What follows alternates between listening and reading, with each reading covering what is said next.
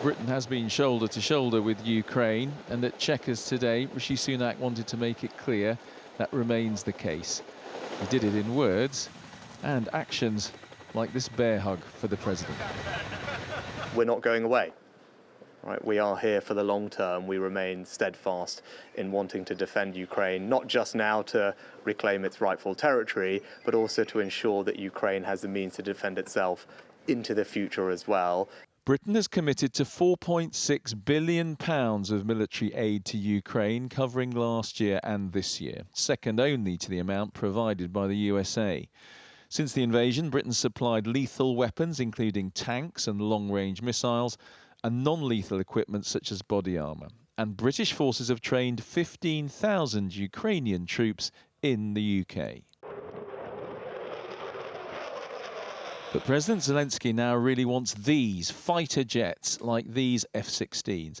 The UK is his fourth European destination and has many days asking for help on this. We want to create this jets coalition, and I'm very positive with it.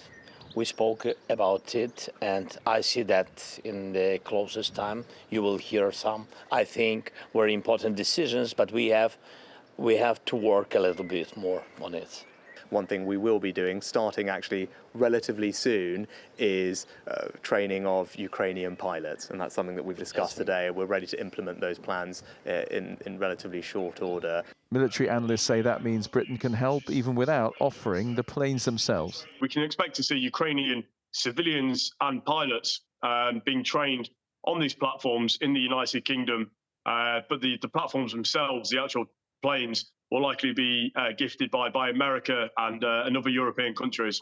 At the talks inside Chequers today, Rishi Sunak confirmed there'll be more offensive drones and anti-aircraft missiles for Ukraine, and that will be very welcome to his guest. But President Zelensky will have to wait for the air cover he desperately wants, and in the meantime, the next weeks and months may decide this war. Oh, let's speak to Andy now, who's at Downing Street for us tonight. Good evening to you, Andy. So President Zelensky, he got some of what he wanted, but not everything in the end. No, that's right. There remains this question of fighter jets.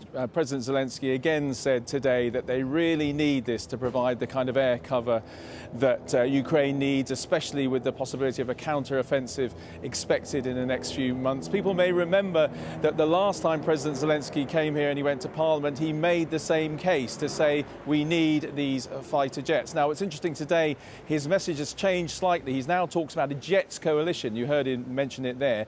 Basically, that seems to be the idea that some countries could supply some things and other countries could supply others. So, for instance, Britain could supply training, which the Prime Minister's already said that Britain will do, but maybe the aircraft themselves could come from the United States. Now, the other part of today's meetings was very much about Rishi Sunak showing absolute solidarity with Ukraine. The Prime Minister is going to take that message to two big international meetings in the next few days, one with European leaders in Iceland, the next one at the end of the week in Japan with the leaders of G7 countries, the richest countries in the world. It's all part of trying to ensure that there's no kind of Ukraine fatigue, if you like, on the part of those governments, that all those governments stick with the defence and the support of Ukraine. One last thought. In the next hour or so, the Prime Minister's invited all Conservative MPs in here to Downing Street for a barbecue to talk to them all. I think there'll be a lot of support from those MPs for his international position on matters like Ukraine. Less support, I would say, among some of them for some of the domestic agenda, particularly on immigration.